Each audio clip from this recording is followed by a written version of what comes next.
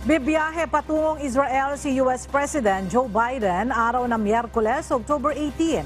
Layo nitong ipakita ang suporta sa Israel kasunod ng nakamamatay na pag-atake ng Hamas militants. Posible namang magkasabay ang biyahe ni Biden sa paglulunsad ng ground invasion o pagkubkob ng Israel sa Gaza.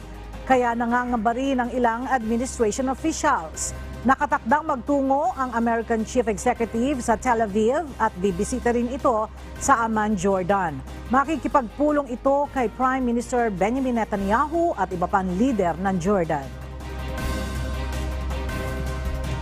On Wednesday, President Biden will visit Israel. He's coming here at a critical moment for Israel, for the region, and for the world.